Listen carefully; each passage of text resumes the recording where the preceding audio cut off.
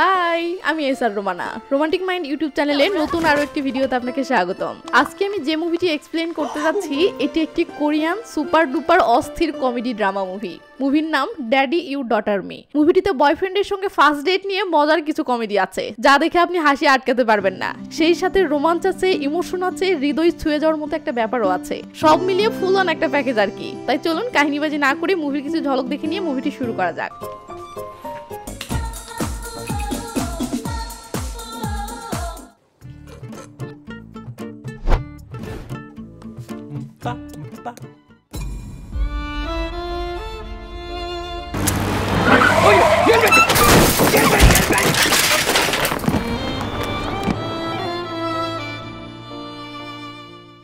মুভির শুরু হয় কিউট এই মেয়েটিকে দেখিয়ে। মেয়েটির নাম দিউন।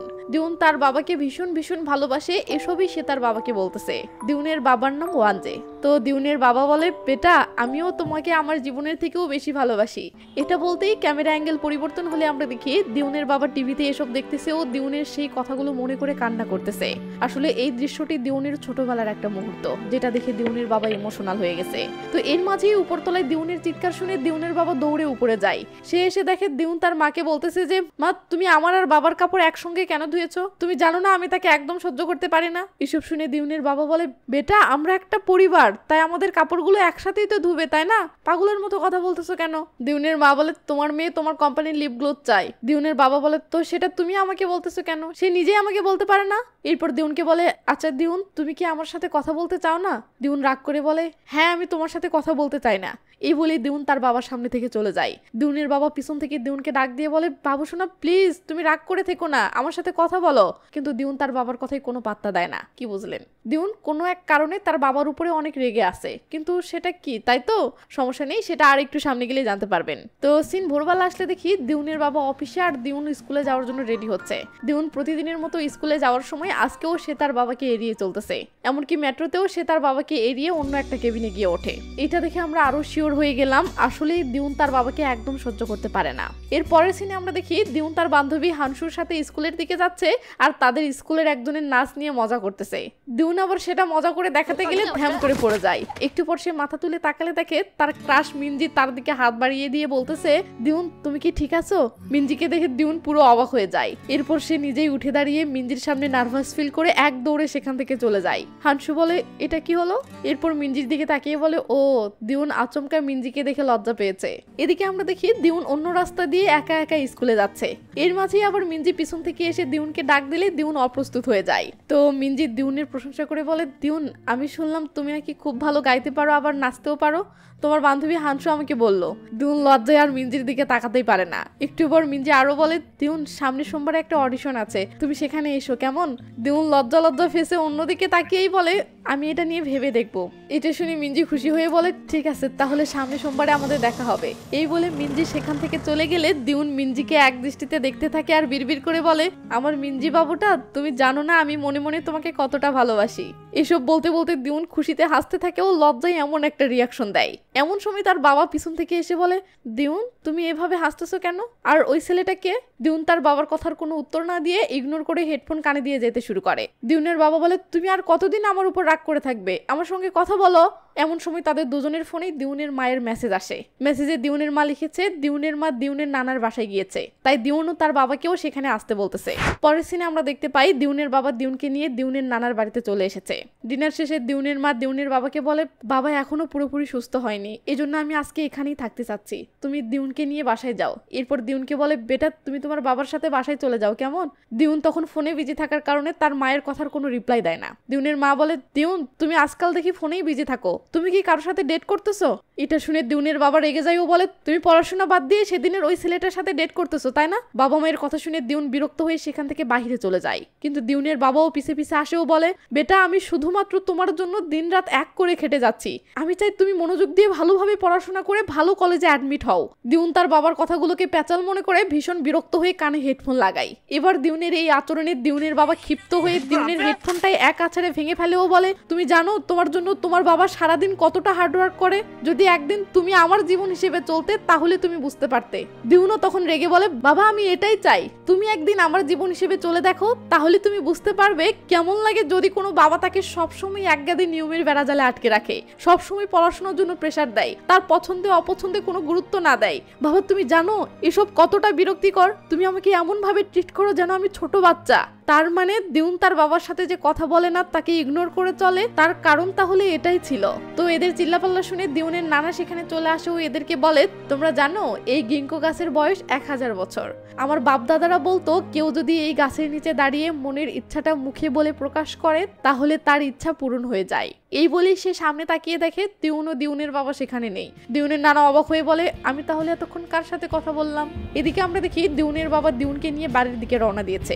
এর মাঝে রং সাইড থেকে একটা গাড়ি তাদের গাড়ির সামনে চলে আসলে দিউনের বাবা কোনো মতে সামনে নিয়ে পিছন ঘুরে ওই গাড়ির ড্রাইভারকে গাড়ি দিতে থাকে। এমন সময় সামনে থেকে আরেকটি গাড়ি এসে মানে অ্যাক্সিডেন্ট হয়ে গেছে। সিন শিফট হয়ে চলে আসে পরের দিন সকালে একটি হাসপাতালে। দিউনের বাবা হাসপাতালের বেড থেকে উঠে কাউন্টারে গিয়ে কথা বলতেই নিজের ভয়েস শুনে অবাক হয়। কিন্তু প্রশ্ন হলো তার ভয়েস তো ঠিকই আছে, তাহলে সে অবাক হলো কেন? এরপর সে আয়নায় নিজের চেহারাটা দেখেও অবাক হয়। এবারও প্রশ্ন, চেহারাও তো আগের মতোই আছে, তাহলে প্রবলেমটা আসলে কোথায়? এমন সময় দিউনও বাহিরে চলে আসে এবং তারা দুজন দুজনকে দেখে কেন জানি শক খায়। এখানেও প্রশ্ন, দুজনের চেহারাই তো ঠিকই আছে, তাহলে এরা অবাক হচ্ছে কেন?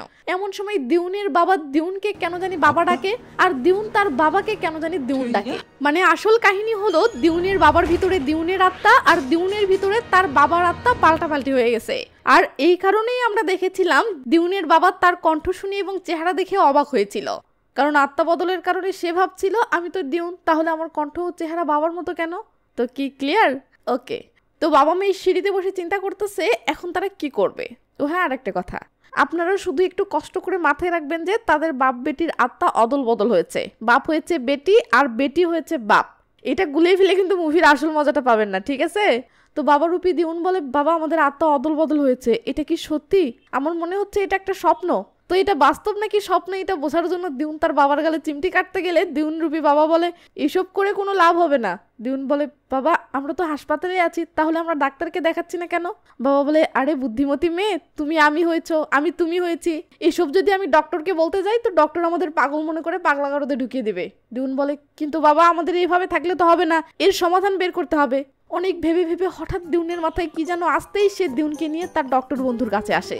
তো দিউনের শরীর থেকে দিউনের বাবা তার বন্ধুকে তার বাপ বেটির আত্মা অদল বদল হওয়ার বিষয়টি বললে তার বন্ধু শুনে হাসতে শুরু করে। দিউনের বাবা বলে, বন্ধু বিশ্বাস কর আমি ওয়ানজে, তুই হাসি থামা, আমার কথা বিশ্বাস কর।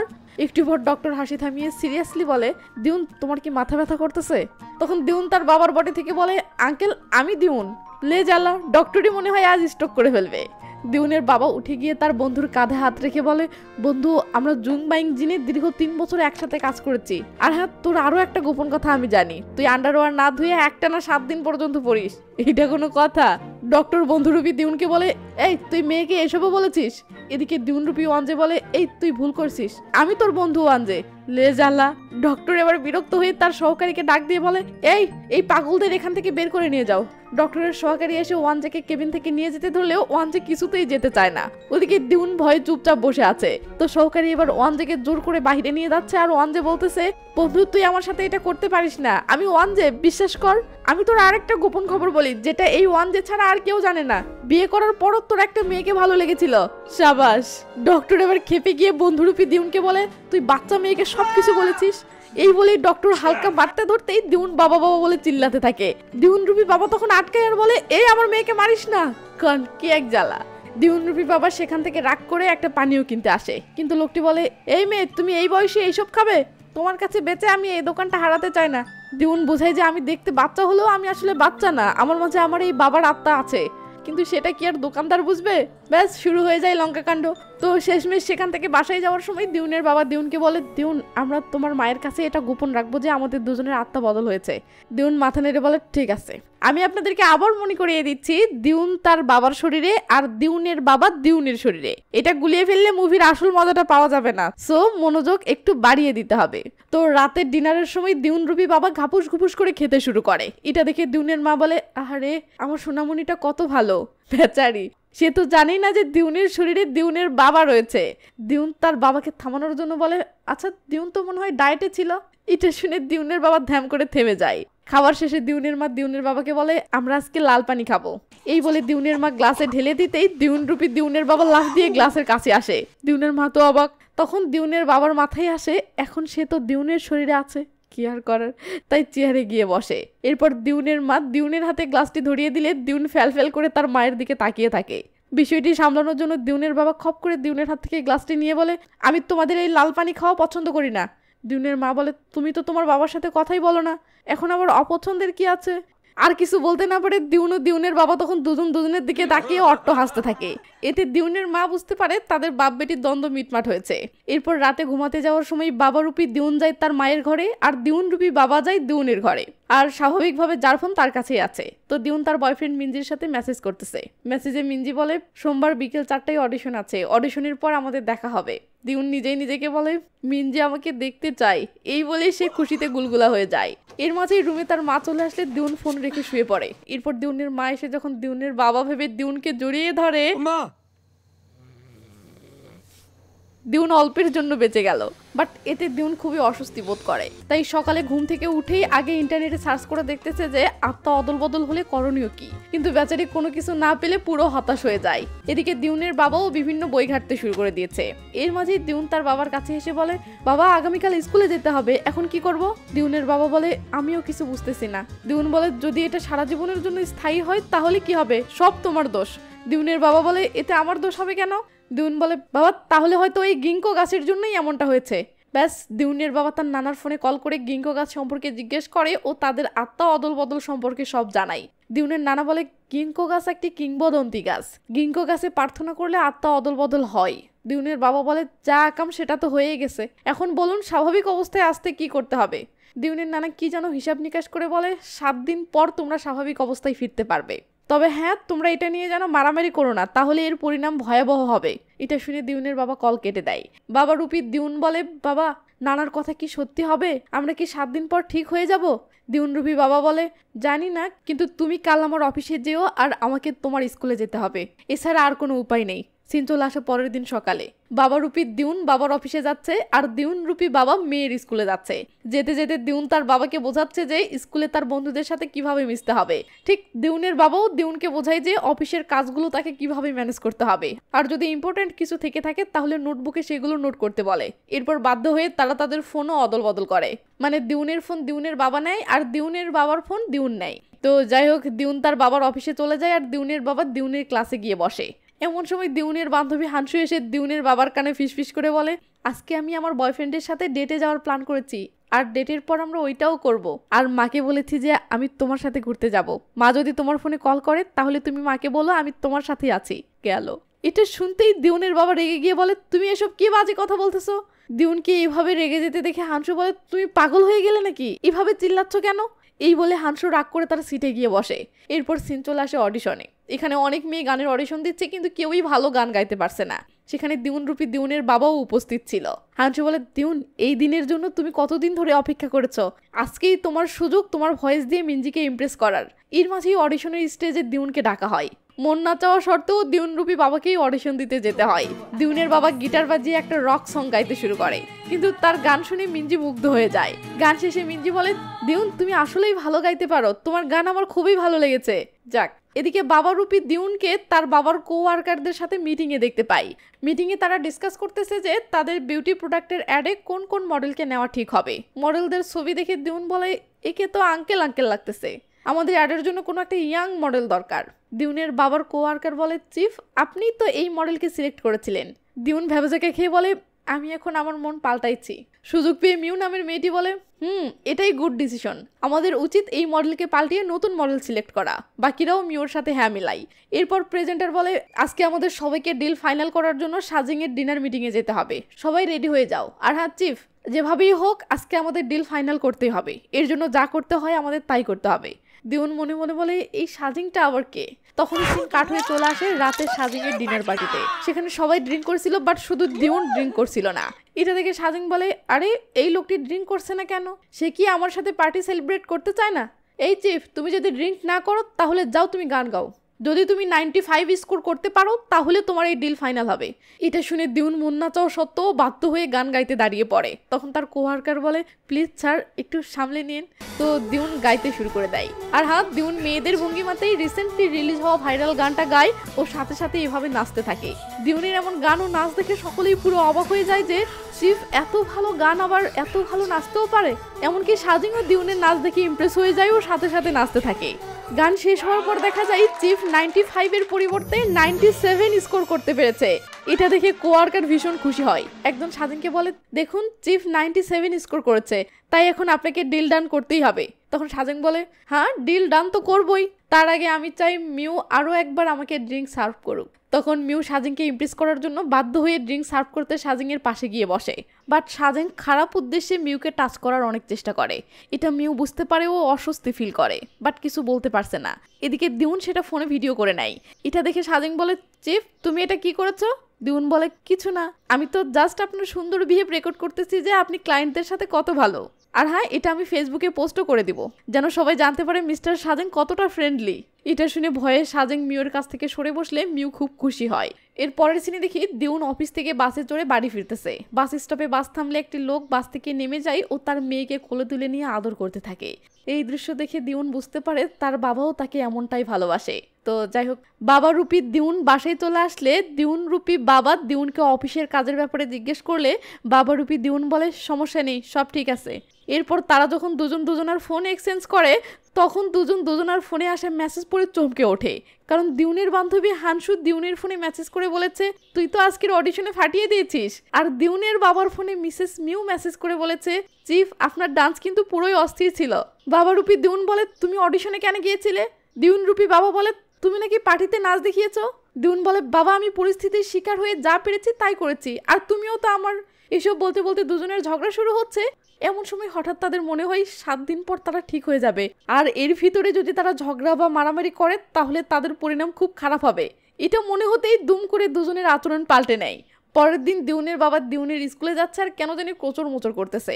এভাবে একটু সামনে গিয়ে সে কাপড়ের দোকান থেকে থেমে যায়। একটু পর দেখি সে একটা ফুল প্যান্ট পরে বের হয়েছে। মানে বিষয়টা হলো শর্ট স্কার্ট পরে দিউন রূপী দিউনের বাবা অস্বস্তি বোধ করছিল, তাই এখন ফুল প্যান্ট পরে স্কুলে যাচ্ছে। অন্যদিকে আমরা বাবা রূপী দিউনকে দেখি সে আজকে অফিসে যাওয়ার পথে হিউজ শপিং করেছে। তো দিউন অফিসে যেতেই একজন বলে চিপ বস আপনাকে ডেকেছে। এরপর দেখি বস দিউনকে বলতেছে আপনি কি সাজিংয়ের সাথে আমাদের ব্যবসায়িক সম্পর্ক ছিন্ন করতে চান? সাজিং তো মিওর সাথে একটু মজাই করেছিল। দিউন বলে না স্যার, সে আমার স্টাফকে সেক্সুয়ালি হ্যারাসমেন্ট করার চেষ্টা করেছিল। বস বলে তুমি যদি চাকরি বাঁচাতে চাও তাহলে এই ভিডিওটি ডিলিট করে ফেলো। এই বলে সে দিউনকে সেখান থেকে চলে যেতে বলে। এদিকে স্কুলে দিউনের ক্লাসমেট বলে তোমার পড়াশোনা কেমন চলতেছে? আগামীকাল তো এক্সাম। এটা শুনে দিউনের বাবা তো চমকে ওঠেও বলে কি এক্সাম? এরপর দিউনের বাবা মনে মনে বলে এই মেয়ে তো ক্লাস টপার, এর থেকেই আমাকে সাহায্য নিতে হবে। যেই ভাবা সেই কাজ। দিউনের বাবা কাগজে কি যেন লিখে মেয়েটির সামনে এগিয়ে দেয়। আসলে দিউনের বাবা কাগজে লিখেছে তুমি যদি আজকের সন্ধ্যায় আমার বাড়িতে গিয়ে আমার সাথে পড়তে তাহলে হয়তো কালকের এক্সামে আমি কিছু লিখতে পারতাম। মেয়েটি তাকে না করে দিলে দিউনের বাবা এবার মানি অফার করে, তবুও যদি রাজি হয় আর কি। কিন্তু কিছুতেই রাজি হয় না। দিউন রূপী দিউনের বাবা আর উপায় না পেয়ে মেয়েটিকে অনেক রিকোয়েস্ট করে যে শুধু একদিনের জন্য আমাকে হেল্প করো। তখন গিয়ে মেয়েটি রাজি হয়ে বলে ঠিক আছে, বারবিকিউ আর ডিমের রোল রেডি করবা। দিউনের বাবা বলে ঠিক আছে। এর পরের সিনে আমরা দেখি হানসু ক্লাস টপার মেয়েটি দিউনের বাড়িতে দিউনের সাথে পড়তে গিয়েছে। কেউ লেখাপড়া করতেছে, কেউ শুয়ে থেকে বয়ফ্রেন্ডের সাথে চ্যাটিং করতেছে। তো এর মাঝেই বাবা রূপী দিউন অফিস থেকে চলে আসে ও সে তার বেস্ট ফ্রেন্ডকে দেখে একদম মেয়েদের মতো করে হাই জানায়। একটু পর সে রিয়ালাইজ করতে পারে সে তো তার বাবার বাড়িতে আছে, তাই দুম করে এক্সপ্রেশন পাল্টাইও বলে আজ খুব গরম তাই না? এরপর দিউন রূপী বাবা রূপী দিউনকে সাইটে নিয়ে গিয়ে বলে তুমি এত শপিং করেছো কেন? আমার টাকা কি সব শেষ করে ফেলবে? বাবা রূপী দিউন বলে আগে বলো তুমি আমার বান্ধবীদের বাড়িতে কেন নিয়ে এসেছো? বাবা বলে একসাথে পড়ার জন্য, আগামীকাল তোমার এক্সাম, তাই আমরা আজকে সারা রাত একসাথে পড়াশোনা করব। আমি তোমাকে দেখিয়ে দিব পড়াশোনা অতটাও কঠিন নয় যতটা তুমি বলো। দিউন বলে ঠিক আছে, দেখা যাক তুমি কালকের এক্সামে কত নাম্বার পাও। বাবা বলে হ্যাঁ তোমাকে দেখিয়ে দিব পড়াশোনা কতটা সহজ। ব্যাস সিন কাট হয়ে সিন চলে আসে পরের দিন এক্সাম হলে। আমরা দেখি দিউনের বাবা পরীক্ষার খাতায় কিছুই লিখতে পারতেছে না। ব্ল্যাঙ্ক পেপার তো আর জমা দেওয়া যাবে না, তাই সে নিজের লজিক অনুযায়ী কিছু লেখে। আর এদিকে অফিসে দিউনের বাবার কোয়ার্কার দিউনের কাছে এসে বলে চিফ প্লিজ আপনি একটু আমার সাথে ছাদে চলুন, আপনার সাথে আমার কিছু কথা আছে। দিউন তার সাথে ছাদে আসলে সে তাকে বলে, চিফ আমি জানতে চাই আপনি মিউর সাথে এত ক্লোজ হলেন কিভাবে? আপনি আমাকেও আপনার এই সিক্রেটটা বলেন যেন আমি মিউকে ইমপ্রেস করতে পারি। আমি মিউর জন্য একদম পাগল পাড়া হয়ে গেছি। যখন তার শরীরের স্মেল আমার নাকে আসে তখন আমার হার্টবিট আরো জোরে জোরে ধুকপুক করতে থাকে। চিফ আমি অনেক মেয়ে পটানোর থেরাপি অ্যাপ্লাই করেছি কিন্তু কোনো কাজ হয়নি। প্লিজ চিফ আপনি আমাকে বলুন আমি কিভাবে মিউকে ইমপ্রেস করতে পারবো। দিউন বলে, আচ্ছা তুমি আমাকে দেখো তুমি কিভাবে মিউকে ইমপ্রেস করার চেষ্টা করছো। সাথে সাথে ওয়াং তার ফোন দিউনের হাতে দিয়ে দিলে দিউন তাদের মেসেজগুলো চেক করে বলে, তুমি তাকে এসব কি শায়রি পাঠিয়েছ? এমন ছাতা মার্কা শায়রি দিলে কোনো মেয়ে ইমপ্রেস হবে না, আর মিউ তো দূরের কথা। দাঁড়ো আমি তোমাকে শেখাই দিচ্ছি তুমি মিউর সাথে চ্যাটিংয়ে কি ধরনের কথা বলবে। এই বলে দিউন মিউর সাথে মেসেজ করতে শুরু করে দেয়। আর এদিকে দিউনের ফোনে মানে দিউন রূপী বাবার কাছে মিঞ্জি মেসেজ করে বলে, দিউন আগামীকাল সন্ধ্যায় আমরা কি একসাথে ঘুরতে যেতে পারি? গেল। এই মেসেজ পড়ে দিউনের বাবা বলে, শালা তুই আমার মেয়ের সাথে ডেট করতে চাস? এই বলে মেসেজটি ডিলিট দিতে গিয়ে আবার থেমে যায় বলে, না থাক দিউনের সাথে ঝামেলা করা যাবে না। সিন চলে আসে সন্ধ্যায়। বাবা রূপী দিউন বলে, বাবা এক্সাম কেমন দিলে? দিউন রূপী বাবা বলে, রেজাল্ট আসলেই দেখতে পারবে। তো এর মাঝেই দিউনের বাবার ফোনে ওয়াং মেসেজ করে ধন্যবাদ জানাইও বলে, আপনার টিপস কাজ করতেছে। দিউনের বাবা দিউনকে বলে, তুমি তাকে কি এমন সাহায্য করেছো যার জন্য এই ললিপপ আমাকে ধন্যবাদ জানাচ্ছে? দিউন বলে, সে মিউকে ইমপ্রেস করার জন্য আমার কাছে হেল্প চেয়েছিল, তাই আমি তাকে একটু হেল্প করেছি। তো এরপর বাবারূপী দিউন তার মেসেঞ্জার চেক করে খুশিতে লাফাতে লাফাতে বলে, ও মাই গড কালকে মির্জি আমার সাথে দেখা করতে চাই। এই বলেই দৌড়ে রুমে চলে যায়। তার বাবা মনে মনে বলে, শালা তখনই এটা মুছে ফেলা উচিত ছিল। এর পরের সিনে দেখি মিউকে ইমপ্রেস করতে ওয়াং সবকিছু করে যেসব সেদিন সাদের দিউন তাকে বলেছিল, বাট মিউ তাকে মিডল ফিঙ্গার দেখিয়ে সেখান থেকে চলে যায়। লে হলো। অন্যদিকে দিউনের বাবা স্কুলে তার রেজাল্ট দেখতেছে। রেজাল্ট দেখে সে তো পুরো হতাশ, 100-র ভিতরে মাত্র 29 নাম্বার পেয়েছে। তো এর পরের সিনে দেখি টিভি চ্যানেলের মাধ্যমে দিউনের বাবার কোম্পানির নতুন একটা প্রোডাক্টের promotional event studio set up করা হচ্ছে। এর মাঝে ওয়াং তড়িঘড়ি করে এসে মিউকে বলে, মিউ বড় একটা সমস্যা হয়েছে, আমাদের ইভেন্টের যে প্রেজেন্টারকে ঠিক করা হয়েছিল সে অ্যাক্সিডেন্ট করেছে। মিউ বলে, তাহলে এখন কি হবে? এর মাঝেই টিভি চ্যানেলের লোক এসে বলে, ম্যাডাম সব তো রেডি, তাহলে শুরু করা যাক। মিউ তো কিছু বলতেও পারছে না, তাই কোচর মুচর করতে করতে 2 মিনিট সময় চাই। এটা শুনে লোকটি চলে গেলেও ওয়াং মিউকে হাত জোর করে রিকোয়েস্ট করে বলে, মিউ প্লিজ তুমি এটা সামলাও, এই মুহূর্তে কাউকে ম্যানেজ করা সম্ভব নয়, প্লিজ তুমি ক্যামেরার সামনে দাঁড়াও। মিউ বলে, না আমি পারবো না। আচ্ছা তুমি কেন করতেছো না? ওয়াং বলে, ক্যামেরার সামনে আসলে আমার পা কাঁপে।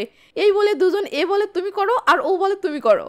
হঠাৎ দেখি দুজন কার দিকে যেন তাকিয়ে আছে। ক্যামেরা সেদিকে গেলে দেখি দিউন ফুরফুরা মুড়ে ডান্স করতেছে আর এরা দিউনকেই দেখতেছে। ব্যাস পরের সিনে দেখি দিউন ফুরফুরা মুড়ে ফুল কনফিডেন্সের সাথে সব প্রোডাক্টের প্রেজেন্টেশন দিচ্ছে, মানে ওয়াং আর মিউ দিউনকে দিয়েই এটা করাচ্ছে। তো কাকতালীয়ভাবে সারা দেশের মানুষের মতো দিউনের মাও টিভিতে সেই চ্যানেলটি দেখছিল। এদিকে দিউনও প্রোডাক্টগুলো খুবই চমৎকার পদ্ধতিতে প্রেজেন্ট করে। তার এমন স্মার্ট প্রেজেন্টেশন দেখে সকলেই পুরো হতভম্ব হয়ে যায়। তাদের চিফ বিউটি এবং মেকআপ সম্পর্কে এত ভালো জানে কিভাবে? টিভিতে দিউনের বাবাকে এমন আকর্ষণীয়ভাবে প্রেজেন্ট দিতে দেখে দিউনের মা তো ভীষণ খুশি হয়। সিন কাট হয়ে স্কুলে আসলে দেখি রেজাল্ট খুব বাজে হওয়ার কারণে ক্লাস টিচার দিউনের বাবার উপর অর্থাৎ দিউনের উপরে অনেক রেগে গেছে। টিচার বলে, আগের থেকে তুমি এবার খুব বাজে রেজাল্ট করেছো। দিউনের বাবা নিজের উপর রাগ করে বলে, মনে হচ্ছে আমার মরা উচিত। টিচার বলে, তোমার রেজাল্ট এতটাও খারাপ হয়নি যার জন্য তোমাকে তোমার জীবন দিতে হবে, তবে হ্যাঁ এর জন্য তোমার প্যারেন্টসকে এখানে ডাকতে হবে। এই বলে টিচার দিউনের বাবার ফোনে কল করতে লাগে। আরে এটাই তো দিউনের বাবা। তো টিচার দিউনের কাছে কল করে তাড়াতাড়ি স্কুলে আসতে বললে দিউনের বাবা টিচারের হাত থেকে টেলিফোন কেড়ে নিয়ে দিউনকে বলে, বাবা তুমি এখানে আসবে না। স্কুলে কি হয়েছে দিউন সেটা বুঝতে পেরে মজা নিয়ে হাসতে থাকে। তো যাই হোক প্রমোশনাল ইভেন্টে দিউন খুব ভালো প্রেজেন্ট দেওয়ার কারণে সবাই তাকে অভিনন্দন জানায়। দিউন সেখান থেকে চলে যেতে লাগলেও ওয়াং পিছন থেকে দৌড়ে গিয়ে দিউনকে থামিয়ে বলে, চিফ আমি তো আপনার কথা মতো সবই করেছি, বাট মিউ তো কিছুতেই পড়ছে না। দিউন বলে, ছোটা বাচ্চা ধৈর্য ধরতে হবে, ট্রাই করতে থাকো, মিউকে আরো অ্যাটেনশন দিতে হবে। মেয়েরা সেই ছেলেকেই লাইক করে যে ছেলে মেয়েদেরকে বেশি বেশি অ্যাটেনশন দেয়।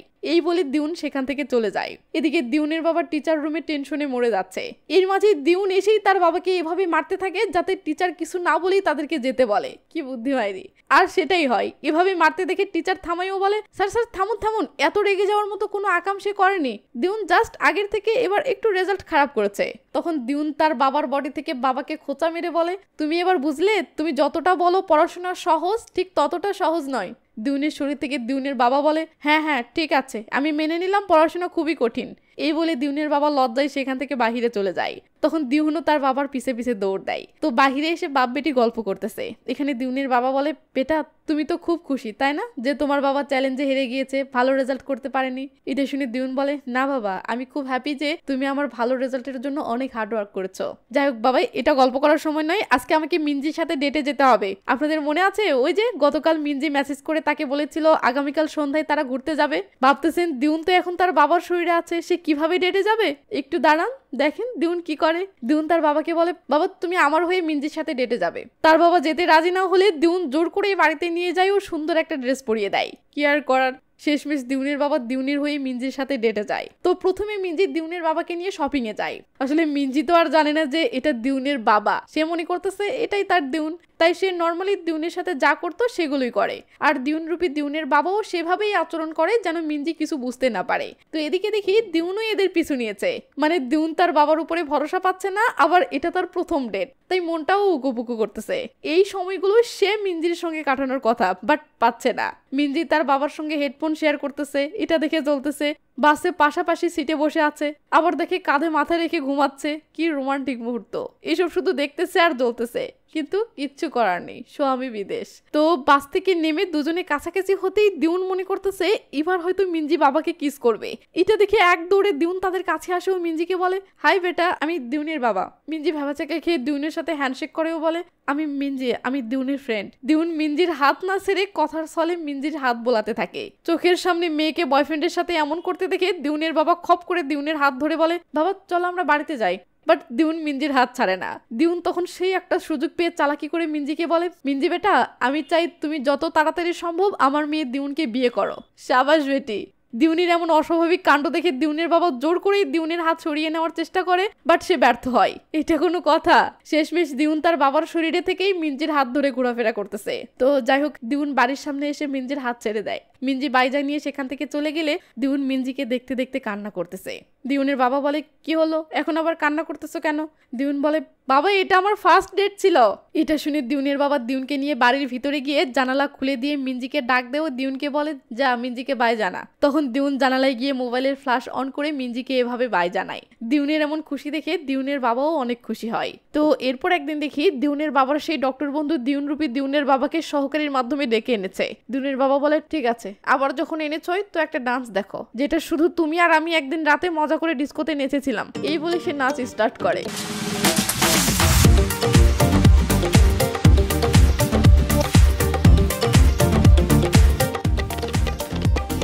এবার ডক্টর বন্ধুর বিশ্বাস হয় যে এটাই তার বন্ধু ওয়ানজে। দিউনের বাবা বলে, শালা কয়দিন পর বুঝলি? তো এরপর দেখি ডক্টর বলতেছে, তো তোমার এই কয়দিন তার মতো বেঁচে থাকতে কেমন লাগলো? মানে মেয়ের কথা বলতেছে। দিউনের বাবা একটু চিন্তা করে বলে, শালা মনে করতাম পড়াশোনা, হাই স্কুল পরীক্ষা এসব তো সহজই, বাট দেখি না, যেমনটা ভেবেছিলাম আর মেয়েকেও যেভাবে মানে আমার ভাবনার মতো করে চাপ দিচ্ছিলাম, সেটা এখন বুঝতেছে আমি ভুল ছিলাম। যার জায়গা সেটা শুধু সেই ভালো বোঝে। ডক্টর বলে, এখন থেকে মেয়ে কি চায় সেটা তার মতো করেই ভাবো। দিউনের বাবাও সেটা বুঝতে পারে। সিন চলে আসে পরের দিন সকালে। অফিসে যাওয়ার জন্য দিউনের বাবা দিউনকে রেডি করে দেয় ও বলে, দিউন তোমার নানার কথা মতে আজকে আমাদের শেষ দিন, মানে আজকের দিন পার হলেই আমরা পুরোপুরি ঠিক হয়ে যাব।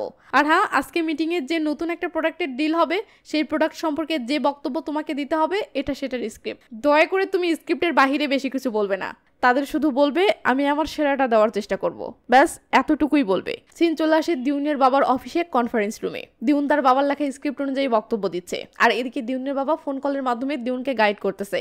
বক্তব্যে দিউন বলতেছে, আমাদের এই প্রোডাক্টটি টিনেজারদের টার্গেট করে প্রস্তুত করা হয়েছে। আমাদের ব্র্যান্ড ইমেজ ঠিক রাখার জন্য 350 ml এর প্যাকেজ করা হয়েছে, আর 350 ml এর এই প্রোডাক্টের প্রাইস ফিক্সড করা হয়েছে $50। $50 কথা শুনে বস বলে, একটা বিউটি প্রোডাক্ট $50 দিয়ে টিনেজাররা কিনবে তো? তখন দিউনের বাবা দিউনকে গাইড করে বলায় যে আমাদের এই প্রোডাক্টটি এক্সপেন্সিভ হলেও এটার মান এত ভালো যে যে কেউ যদি একবার ইউজ করে তাহলে সে বারবার কিনতে বাধ্য হবে, আর এই প্রোডাক্ট টিনেজারদের কাছে পপুলার হয়ে যাবে। এটা শুনে এক বোর্ড মেম্বার বলে, তোমাদের সৃজনশীলতা ও চিন্তা ভাবনা আমার খুব ভালো লাগলো। এই বলে সে হাততালি দিতে থাকে। তার সাথে সাথে সেখানকার সবাই হাততালি দেয়। আর এদিকে ফোনে এসব শুনে দিউনের বাবা ভীষণ খুশি হয়। বাট দিউন আবার একজন অডিয়েন্স হিসেবে বলে, কিন্তু এই প্রোডাক্ট বিক্রি হবে না। এটা শুনে দিউনের বাবা ও বাকি লোক সবাই শক খেয়ে যায়। তখন এক বোর্ড মেম্বার দিউনকে দিউনকে বলে, আরে তুমি তো এক্ষুনি বললে তোমাদের এই প্রোডাক্ট এত ভালো যে টিনেজাররা বারবার কিনবে। দিউন বলে, টিনেজাররা এতটাও বেকুব নয় যে আমরা তাদের যতটা বেকুব মনে করতেছি। আরে টিনেজার মাসে পকেট মানি পাই বা কত টাকা, যত ভালো প্রোডাক্টই হোক না কেন তারা $50 দিয়ে এটা কিভাবে কিনবে? আমার মতে এই প্রোডাক্টের দাম কমিয়ে দেওয়া উচিত। টিনেজারই আমাদের ব্র্যান্ডের ফিউচার। যদি আমরা প্রোডাক্টের দাম কমিয়ে দেই, এটা এক প্রকার সৎ উদ্দেশ্যে আমাদের কোম্পানির জন্য ইনভেস্ট হবে। কম দামে ভালো প্রোডাক্ট টিনেজারদের হাতে পৌঁছে দিতে পারলে ফিউচারের জন্য আমাদের কোম্পানির ভালো হবে। এটা শুনে বোর্ডের চিফ বলে, আমারও মনে হচ্ছে তুমি যা বলতেছো তা ঠিক, বাট তোমার থিওরি আমাদের কোম্পানিকে ডোবাবে। এই বলে তারা প্রজেক্টটা রিজেক্ট করে সেখান থেকে চলে যায়। আর এদিকে ফোনে এসব শুনে দিউনের বাবা একদম নিরাশ হয়ে যায় ও সাথে সাথে সাইকেল নিয়ে তার অফিসের দিকে যেতে থাকে। সে দ্রুত গতিতে সাইকেল চালিয়ে অফিসে চলে আসে ঠিকই, বাট সে অনাকাঙ্ক্ষিতভাবে বোর্ডের সেই চিফের গাড়ির সাথে অ্যাক্সিডেন্ট করে। এটা দেখে দিউনের মাথায় যেন আকাশ ভেঙে পড়ে। দিউনের বাবা তখন করুণ ফেসে দিউনের দিকে তাকিয়ে থাকে। সিন চলে আসে হাসপাতালে। বাহিরের বেঞ্চে বসে দিউন হাউমাউ করে কেঁদে যাচ্ছে। একটু পর সে বাবার ফোনের গ্যালারিটা ওপেন করলে দেখে তার বাবার ফোনে শুধু তারই ফটো দিয়ে ভরা। এটা দেখে সে আরো ইমোশনাল হয়ে পড়ে। একটু পর সে বাবার কেবিনে এসে বাবার পাশে বসে মিষ্টি করে বলে, বাবা তুমি আমার কথা শুনতে পাচ্ছ? বাবা তুমি জানো আমি তোমাকে ঘৃণা করি, কিন্তু বাবা এটা সত্যি নয়, আমি তোমাকে খুব ভালোবাসি। আমি তো তোমার চোখের দিকে তাকাতাম না, তোমার সামনাসামনি হতাম না, কারণ পরে আমি তোমাকে নিরাশ করতে চাইনি। আমি সবসময় মনে করি তোমার মতো এত ভালো একজন বাবার আমি যোগ্য মেয়ে না। এসব ভেবে আমি একটু বেশি তোমাকে এড়িয়ে গেছি, দুঃখিত বাবা।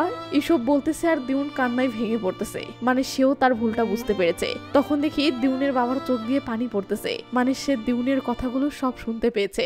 তো এই সিনের মধ্য দিয়ে সিন চলে আসে গভীর রাতে সেই গিঙ্কো গাছের কাছে। আমরা দেখি গিঙ্কো গাছ থেকে একটি পাতা ঝরে পড়তেছে। সেই পাতা উঠতে উঠতে হাসপাতালে দিউনের বাবার মাথার কাছে এসে পড়ে। একটু পর পাতাটি নিজে নিজেই ভ্যানিশ হয়ে যায়। আর এখানে সিন কাট হয়ে সিন চলে আসে পরের দিন সকালে। আমরা দেখি দিউন এখানে ঘুমিয়ে আছে। একটু পর তার ঘুম ভাঙলে সে লাফ দিয়ে উঠে সেখান থেকে চলে যেতে লাগে। সে একটু সামনে যেতে দুজন দুজনকে দেখে থেমে যায় ও ধীরে ধীরে দুজন দুজনের কাছে আসে। দিউনের শরীর থেকেই দিউন তার বাবাকে ডাক দিয়ে বলে, বাবা। দিউনের বাবাও বলে, দিউন বেটা। এর মানে দুজনের আত্মা স্বাভাবিক অবস্থায় ফিরেছে।